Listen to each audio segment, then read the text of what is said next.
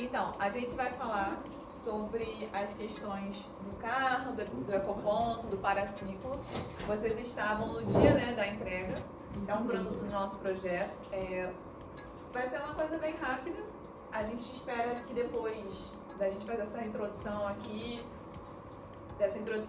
a gente desça lá, vá no carro, vá no paraciclo, ver as instalações pra gente entender melhor. Porque... Pois é, vamos lá. Aonde? Lá no ecoposto. A gente vai... Onde o carro carrega, que tem as energias. Isso. Então, mas aí um motivo pra gente chegar lá e pra gente fazer essa conversa com vocês. Isso é do módulo, tem tudo a ver com o módulo de transição energética, que foi dado pela professora Patrícia e a professora Aline. Mas a gente vai juntar um pouquinho com a questão das cidades sustentáveis e resilientes que a gente está trabalhando com vocês no módulo atual com a professora Karima. Transição energética, vocês já entenderam muito bem, que é o processo de mudança no modelo de produção e consumo de energia que a gente usa atualmente de forma majoritária. A energia que ela é proveniente dos combustíveis fósseis, petróleo, carvão, mas a transição energética ela quer que a gente transicione, faça essa transformação e passe a usar uma energia que seja renovável. Aí falando disso tudo, falando sobre transição energética, falando sobre os módulos, ODS, a gente chega até as cidades sustentáveis e resilientes. A gente está trabalhando nesse módulo atualmente com a Karima e ela tem feito bastante atividades com vocês para vocês integrarem o conteúdo de uma forma mais lúdica, mas que tudo tem um propósito. A gente está fazendo essas atividades, sentimentos, para que vocês cheguem a uma conclusão única, que é o que é uma cidade resiliente, sustentável, e para a gente consiga atingir Paracambi nisso aqui também. E aí eu quero perguntar para vocês o que é uma cidade resiliente e sustentável. Mas antes, o que é uma cidade? Rian, o que é uma cidade? Tá com a cola aqui, gente, pode falar. O que é para você uma cidade? A cidade é um lugar onde tem casas, pessoas, ambiente. Lá no campo, na área rural, também tem casas e pessoas. O que diferencia da área rural para a cidade? Na rural tem Industrialização. Industrialização. Dá para melhorar essa resposta. Tecnologia. Vocês estão trabalhando bem. E aí a gente está falando de cidade, sustentável e resiliente. O que é sustentável? Você que vai embora mais cedo tem que participar da aula. O que é sustentável para você? Sustentabilidade, sustentável? É uma coisa que não vai afetar o meio ambiente. Isso sustenta, né? E o que é resiliente, Lavínia? E já esqueci. Não sabe o que é resiliente? Mais ou menos? Não consegue explicar? Alguém quer tentar explicar o que é resiliente? Conseguir estabilizar de novo depois de passar alguma dificuldade? Boa, excelente, está certo, certíssimo. Ela estuda mesmo. E aí, não tem problema, ela tem esse conhecimento, compartilha com a gente. É importante falar, mesmo que estivesse errado, a gente, tá errado, mas parabéns, falou. Teve essa coragem. E aí, quando a gente trabalha aqui com a Karima, essa questão das cidades resilientes, cidades sustentáveis, ela está propondo para vocês, hoje mesmo a gente teve aquela dinâmica, né, falando sobre o Paracambi, o que te faz não se sentir pertencente a Paracambi, qual o seu sonho. Isso tudo está numa forma mais didática, numa forma mais lúdica, mas que a gente quer que vocês tenham esse conceito bem fundado na cabeça de vocês. Paracambi é uma cidade resiliente, segundo vocês? É? E sustentável? Paracambi é sustentável? Você acha? Certos aspectos é um pouco sustentável, mas tem outros que é insustentável. Estão vendo esforços aí pra gente ter essa mudança, né? Pra ter essa transição de uma O cidade. que tem que é sustentável? Que agora é uma curiosidade minha. Eu acho que é porque é uma cidade que já tem o costume das pessoas, por exemplo, andar de bicicleta. Mas aí a gente está vendo bastante gente transicionar da bicicleta normal, né, aquela do pedalinho, para uma bicicleta elétrica que tem ali a bateria. Isso está deixando de ser sustentável ou está tudo? Continua sustentável? Poderia ser carro ou moto. Também, né? Não, Tem tô- questão do ônibus grátis também, né? Que Agora tá começando a crescer aqui patinete elétrico. Patinete Patinete elétrico. elétrico.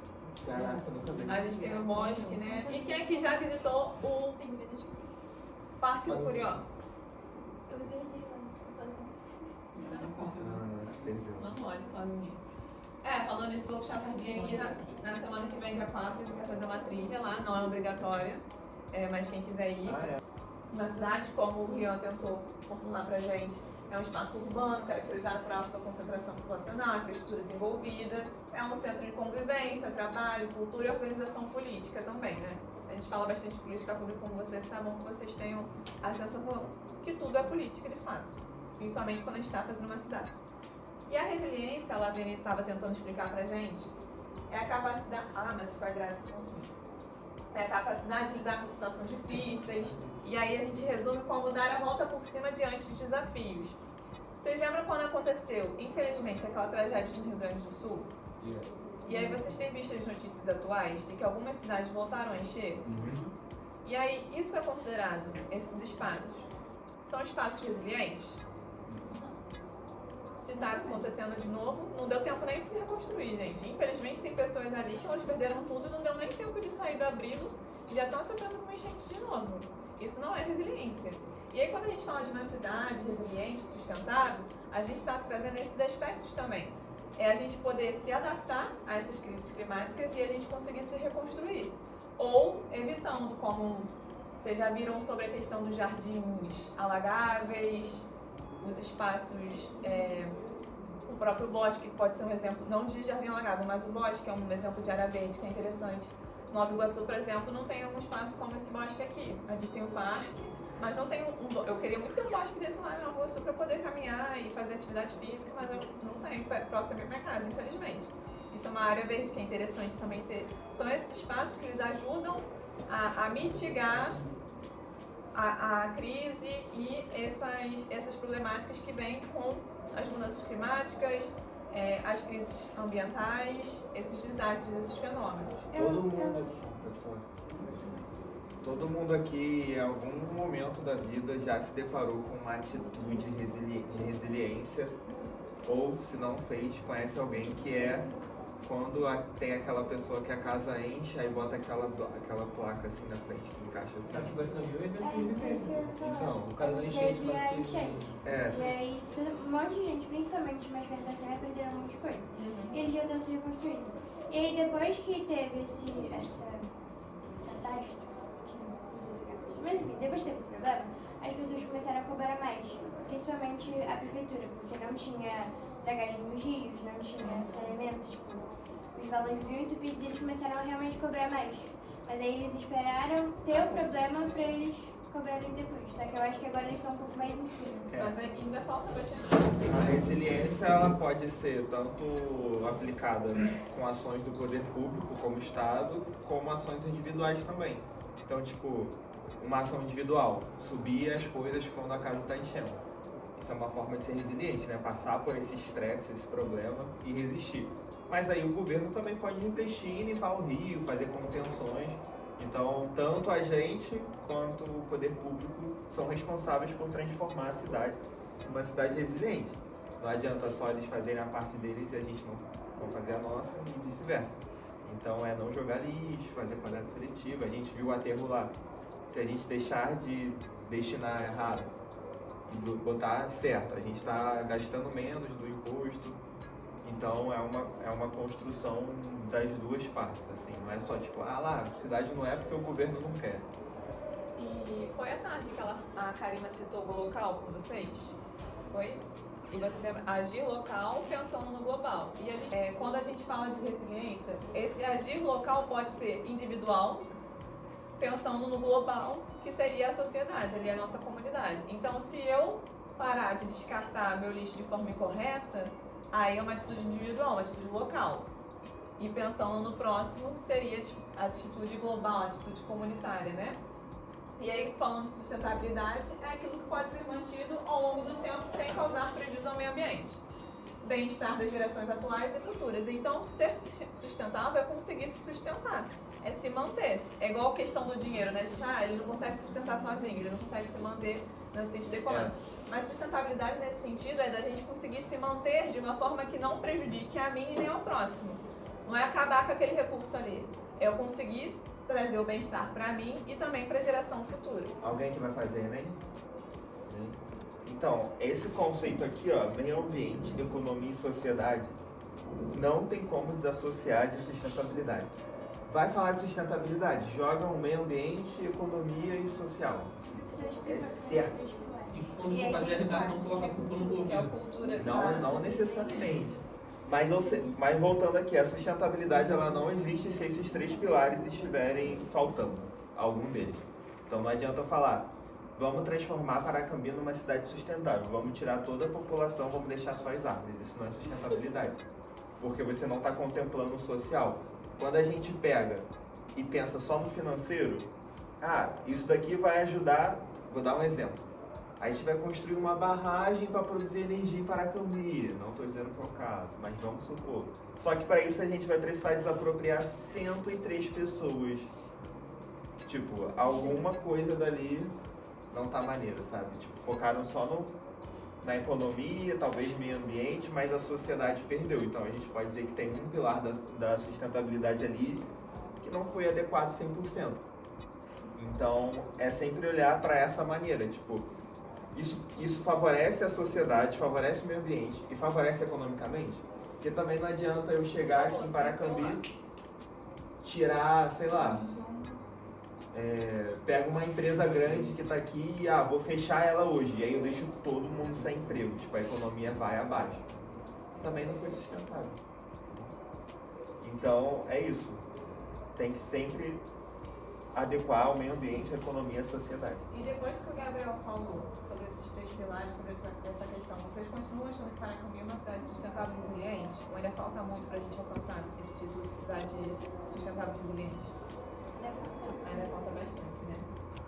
E vendo tudo isso que o Gabriel falou novamente, é fácil ser uma cidade sustentável e resiliente com o nosso modo de vida atual? Não é fácil, né? A gente tem consumido muito, a gente tem gerado bastante resíduo, a gente tem usado energias que não são tão legais. Então, fazer essa transição vai demorar, né? Leva tempo, esforço, dinheiro. E pensa que a gente surgiu de uma população que era escravizada. E aí, qual era a nossa função? Só desmatar, seja cana-de-açúcar, pau-brasil, ouro. Então, o nosso nascimento como população é de um lugar de não se importar com o meio ambiente. E aí, como é que a gente faz com que a população tenha a noção de sustentabilidade, sendo que a gente parte de um país que nasceu da exploração? Então, tipo, o cara que era escravizado, ele não se importava, tipo, menos um pau-brasil. Tipo, aquilo era a vida dele. Só que engana-se quem acha que esses resquícios desse período passou. Então, por que a gente talvez não liga muito para meio ambiente aqui no Brasil como em outros países? Porque é difícil construir um valor a nível de população. Como é que você vai conscientizar 200 milhões de pessoas, sabe? Sendo que tem pessoas que precisam sobreviver e aí não estão nem um pouco preocupados com isso. Então vocês que estão tendo essa oportunidade, estão tendo uma oportunidade que muita gente não tem, mas é vocês que são responsáveis pela nova geração e disseminar o conhecimento. Tipo, lá em casa eu perturbo a Beça, minha mãe, para fazer a coleta seletiva. E agora eu sei o que ela faz. É mosquito, né? Não. Então, é isso, é quebrar esse paradigma e quando a gente for escolher quem vai representar a gente, escolher alguém que tem os mesmos ideais que a gente. A gente não fala de uma coisa fácil, né? Tem várias coisas envolvendo. Então, lembra quando a gente falava no ODS que tudo estava interligado? Que um ODS aqui ia ajudar o outro lá e aí no final a gente ia conseguir atingir o objetivo do desenvolvimento sustentável? Quando a gente fala de uma cidade sustentável e resiliente, a gente fala de energia limpa, a gente fala de gestão de resíduos sólidos urbanos. Então, a questão do resíduo que a gente pega bastante no pé de vocês está dentro de uma cidade resiliente. A gente fala de educação de qualidade. Educação ambiental também entra numa educação de qualidade, dessa sensibilização que vocês estão tendo a oportunidade de ter aqui no projeto com a gente. Planejamento, porque uma cidade sustentável ela precisa ser planejada. Não é só a gente, vamos construir aqui, pá. Não é assim que funciona. A gente precisa planejar, a gente precisa reestruturar, a gente precisa de infraestrutura verde, como eu falei do Bosque do Curió, arborização urbana, jardins alagáveis, para a questão das chuvas e enxurradas. A gente fala de mobilidade sustentável. Tudo isso, e mais um pouco, está dentro de uma cidade para ela ser sustentável e resiliente.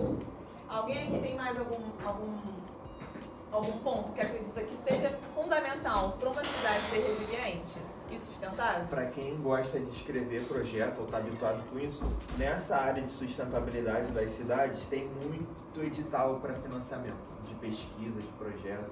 Então é uma fonte de renda aí, quem quiser seguir nessa área. Ninguém quis falar, ninguém quis opor, então eu vou passar a palavra para o Gabriel para a gente entrar na questão do ecoponto, dos paraciclos, e depois a gente vai lá ver de perto como é que tá. E aí quando a gente descer, vocês já podem levar material que aí a gente parte daqui. Pensando na sustentabilidade, a nível do projeto que a gente executa, a questão energética que a gente viu com a nossa querida Patrícia ali, a gente tem algumas ações do projeto que estão de acordo com essas ações, com essas práticas. Então a primeira dela é o projeto da mobilidade sustentável. Não tem como a gente falar de transição energética sem falar da mobilidade, né? Então a gente já tem ônibus que são grátis, eles poderiam ser elétricos para ajudar, mas ainda não são.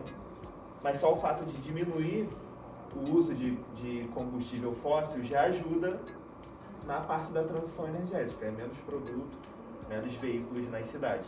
Então essa proposta das ciclofaixa, que a gente vai ter uma reunião quinta agora, com o pessoal da comunicação, transportes, planejamento e mobilidade e meio ambiente, vai rolar uma reunião para apresentar e dar detalhes dessa proposta para ir para frente. O ecoposto também é um belo exemplo disso, afinal de contas, aquelas 15 placas ali estão gerando energia para abastecer o carro. E aí, enquanto o carro não está sendo abastecido, isso abastece o prédio do lado, que é um prédio público. Então, abastece lá aquele centro de ciência, Secretaria de Desenvolvimento. Então, se é uma resiliência no sentido de, tipo, acabou a luz em Paracambi. Tá, pode ter acabado, mas se tiver sol, aquele prédio lá vai funcionar normalmente. Não é um problema, tipo, os funcionários não vão precisar, eu vou ter que ir embora, não posso trabalhar. Pode sim. Então, se tivesse uma política municipal de que os prédios públicos são abastecidos por energia própria, tipo, vai trabalhar. Ainda bem que eu lembrei. No aterro sanitário o cara falou disso, porque lembra do biogás que ele estava sendo produzido lá dos resíduos? Ele falou, o ruim é que quando acaba a luz agora a gente não vai embora, né? Porque tem não acaba a luz mais, então, porque tipo, tem ali o gás. E esse salário dessa galera é pago pela gente, então tipo, teoricamente é pagar para eles estarem em casa. E aí, o que acontece com esses 15 painéis solares? Faça isso, Amari. A gente fez um cálculo, levando em consideração o quanto que essas 15 placas podem produzir, e elas geram uma redução mensal de aproximadamente R$ 1.287,69 para a conta de energia daquele prédio. E aí, imagina se você pensar R$ 1.200 vezes 12, que é o ano inteiro, né? Dá quanto aí? Ai, muito brava. Tá. Dá 15 mil e poucos reais por ano de despesa. Vamos supor que essas placas, elas têm no rótulo que elas duram 25 anos, mas eu já vi casos de 30. Aí joga essa despesa vezes 30. Dá 463.550. Meio milhão. Exatamente. Então você teria quase R$500 mil de redução. A gente está falando redução porque aquele prédio provavelmente consome mais do que isso, mas se fosse numa casa, dificilmente a gente tem casa que consome R$1.000 de conta de luz. Mas imagina que se fosse para uma casa, você tem lá a sua despesa de R$1.200 por mês de conta de luz, e aí supondo que você gaste 30 mil para instalar essas 15 placas na sua casa. Se você pegar 30 mil e pagar agora, você vai estar deixando de pagar tipo, quase R$500 mil. Então é uma fonte muito resiliente, muito sustentável, E muitas vezes é caro de imediato você instalar, mas pelo tempo que ela leva, você vai deixar de gastar muito com conta de luz. E por mais que a sua casa não consuma R$1.200 e poucos por mês, o que sobra, se ela gerar mais energia do que você gasta, isso vai para a rede pública e você ganha crédito de moeda de conta. Então, supondo, eu não gastei R$1.200 e estou acumulando crédito, mas lá no verão, quando eu for gastar, que eu quero usar o ar-condicionado o dia inteiro, eu vou usar esses créditos que eu gerei para bater nessa conta quando ela vier mais cara. E aí você não vai sofrer com problema de queda de energia de light quando estiver chovendo e etc. Isso tudo a gente está falando de uma casa. Agora imagina se a gente tivesse projetos na cidade para que os postos públicos, hospitais, prefeituras, secretarias pudessem ser abastecidos com esses painéis que podem ficar no telhado. Na pista também está investindo. Tem, cara, um monte de empresa já está investindo. Tem empresa que faz o estacionamento só de placa solar. Você tá falando na viaduto? Não, é no... Roubaram tudo. Só que o problema ainda tem que Roubaram roubar tudo? E aí, a nível de casa, tipo, isso traria uma segurança muito grande, porque você não precisaria ficar com aquele medo do meu Deus, a minha conta vive do carro. E tem uma geração de 1.154 kWh. A gente viu lá na PCH que eles geram, se eu não me engano, 4 megawatts. Então, tipo, quilowatts é tipo metros e megawatts quilômetros, sabe? É uma medida acima. Então, gera bem pouquinho em relação àquela central lá, mas já é o suficiente para abastecer tranquilamente uma casa. E ela ocupa uma área de 2,58 metros quadrados só. Imagina se a gente pensar num tamanho de telhado de casa. Então existe um mundo muito grande. Pode ser escrito projetos por vocês ou pela juventude para isenção de imposto na aquisição dessas placas que ficaria mais barato a instalação das placas. Pode se transformar num projeto de lei para que os prédios públicos do município sejam abastecidos por energia limpa. Vamos avançando. E aí o carro elétrico, né? Partindo do princípio de não usar energia fóssil. Fóssil por quê? O que é energia fóssil? Ele deriva do petróleo. Boa, moleque. E o petróleo era o quê? Era o dinossauro. E outros animais. Ah. Se alimentaram. Então, quando eu faço um dinossauro de plástico, eu tô fazendo um dinossauro feito de dinossauro? Gente, é o mesmo sentido dessa Então, pergunta. Já que o plástico vem do petróleo, o petróleo vem do dinossauro? Então, teoricamente, podia ser então um dinossauro, né? Porque É um também tem dinossauro de carbono. verdade. A inovação. É, porque a gente tem carbono, nossa, bem Você é um Tiranossauro Rex. Você é. E aí, vamos voltar pro carro. Foi feito um cálculo para levar em consideração quantos...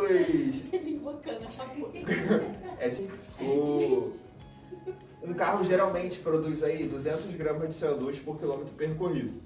Um carro mais econômico, que é o... Econômico não, mais eficiente, que é o Onix, produz 123, 125 gramas por quilômetro percorrido de CO2. E aí a gente fez essa conversão, tipo, vamos levar em conta, na época o carro tinha percorrido 7.360 quilômetros. Isso, se a gente usar esse número de 120 e poucos centímetros gramas por quilômetro, daria que ele já poupou 0,93 toneladas de CO2, que seria emitido se fosse um carro combustão normal. E fazendo a conta, até o final do projeto vai deixar de ser emitido, só com o uso do carro elétrico, 3,25 toneladas de CO2. E contribui para a mobilidade porque é um ponto, né, de abastecimento, tem esse benefício todo, tem as bicicletas ali, é um ponto educativo, revitalizou uma área que estava em tese meio que tipo sem uso. Vamos lá, que chegando lá eu falo de umas particularidades. Encerramos mais uma aula. Se você gostou do conteúdo, não se esqueça de deixar o seu like e comentário aqui embaixo. Acompanhe nossos próximos vídeos e continue se desenvolvendo com a gente. Tem muito mais conteúdo vindo por aí. E não se esqueça de nos seguir nas nossas redes sociais. Os links estão disponíveis na descrição. Aqui embaixo.